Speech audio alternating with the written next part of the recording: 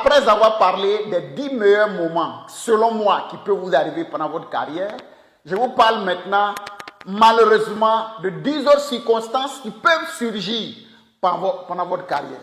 Alors, la première circonstance, c'est le plafond de verre ou bien le favoritisme.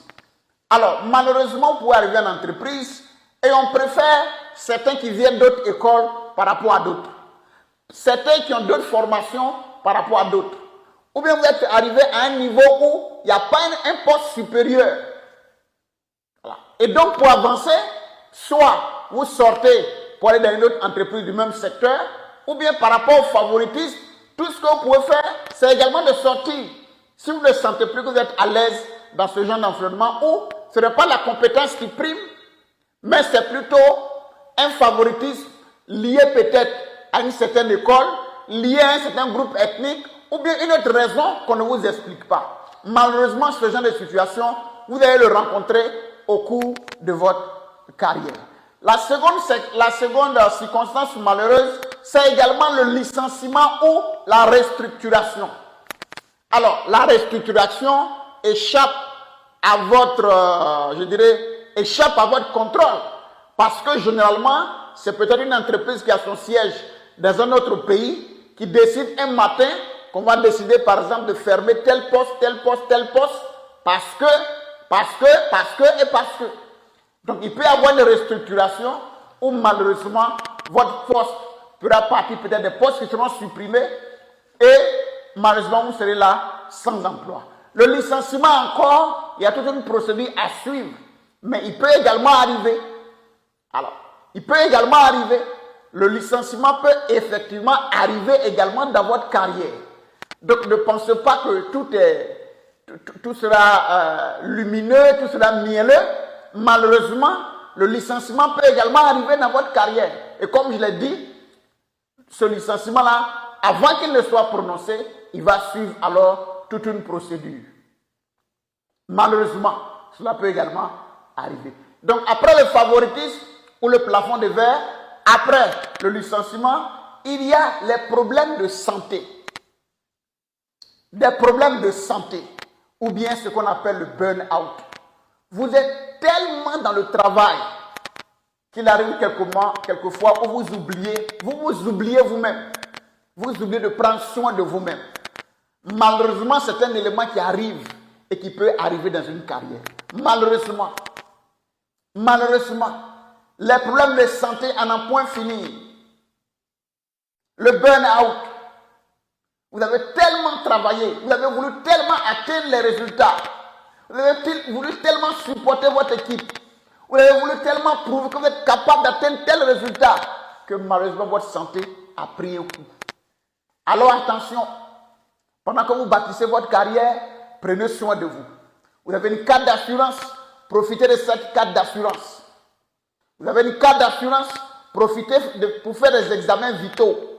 Sinon un matin, malheureusement, la santé va vous lâcher et quand la santé vous lâche, il y a plusieurs choses qui sont parties. Donc, prenez soin de vous parce que malheureusement, la santé peut vous lâcher. On a vu de très belles carrières brisées simplement parce que la personne se soigne et les choses ne s'améliorent pas. On a vu de très belles carrières s'arrêter parce que malheureusement, la médecine ne peut plus rien faire. Et donc, c'est un élément malheureux qui peut également arriver pendant votre carrière. Il y a ce que j'ai appelé le choc du changement. Alors, vous étiez dans une entreprise où votre manager était pour vous le meilleur manager. Et puis un matin, soit vous vous retrouvez dans une autre entreprise, ou bien dans la même entreprise, ce manager est changé, et il y a un autre qui arrive, qui a totalement, qui a une autre façon de voir les choses, qui voit les choses de façon différente, qui a une nouvelle manière de manager, à la rigueur même qu'on pourrait qualifier de toxique, si on le connaissait. Un manager qui ne félicite pas son équipe, mais qui veut par exemple s'approprier tous les titres, cela peut arriver. Cela peut arriver. C'est la vie de l'entreprise. Vous tombez sur un manager qui, à la rigueur, je dirais, prend tous les lauriers des travaux que vous faites. Cela peut également arriver. Ce n'est pas un moment qu'on va vous dire à l'école, ce n'est pas quelque chose que vous allez savoir, mais tout au long de votre carrière, cela peut arriver. Vous pouvez tomber sur un manager qui malheureusement, vous transporte dans un environnement qui va jusqu'à porter atteinte même, non seulement à votre santé physique, mais il peut également porter atteinte à votre santé même morale. Alors, il faut faire également donc attention. Il y a un autre élément qu'on appelle la jalousie professionnelle. Malheureusement, cela existe aussi dans les carrières. La jalousie professionnelle peut venir du fait que vous savez un peu mieux que les autres, ou bien vous venez d'une école un peu plus prestigieuse que les autres, ou bien vous venez peut-être non seulement d'une famille qui a un certain aura, mais en même temps a un certain prestige, mais en même temps vous avez travaillé avec des personnes d'un certain niveau. Alors d'où vient la jalousie? Je ne vais pas donner toutes les sources, mais la jalousie peut venir des diverses sources que j'ai citées. Ça peut être peut-être à cause de vos compétences, à cause de vos certificats, à cause des écoles que vous avez fréquentées, à cause de votre passé professionnel, à cause de ce que, par exemple, au niveau du coding, c'est vous qu'on écoute. La jalousie professionnelle peut également naître à ce niveau. Malheureusement, c'est quelque chose qui peut également vous arriver. Alors, si vous avez déjà la vidéo, je vous demande de me dire en commentaire, parmi les 5 événements malheureux que j'ai cités, lequel vous est déjà arrivé ou bien lequel vous avez déjà évité. Partagez la vidéo, aimez et commentez également. Alors, il y a ce qu'on appelle en 6e point, ce que j'appelais la station dorée ou bien la zone de confort. Alors, à un certain moment de votre carrière, vous vous dites que vous êtes au sommet et que pour vous, en fait, il n'y a plus d'efforts à fournir. Alors que l'environnement change, alors que les collaborateurs changent, les projets changent, vous continuez toujours à vous enorgueillir de vos compétences acquises il y a 5 ans, il y a 6 ans, il y a 7 ans. Vous n'étudiez plus. Vous n'allez plus au contact des autres pour apprendre. Vous ne cherchez pas à savoir l'actualité de votre secteur. Vous êtes dans une zone de confort, la station dorée. Cela peut vous arriver. Vous êtes sur un petit nuage. Parce que peut-être vous êtes ami à une des personnes dans le management, au DG, au DGA, au DAF. Alors vous pensez d'être intouchable, d'être à une station dorée. La vie est ambiguë. La vie est volatile. La vie d'aujourd'hui est incertaine. Ne restez pas là pendant longtemps, cherchez à avancer.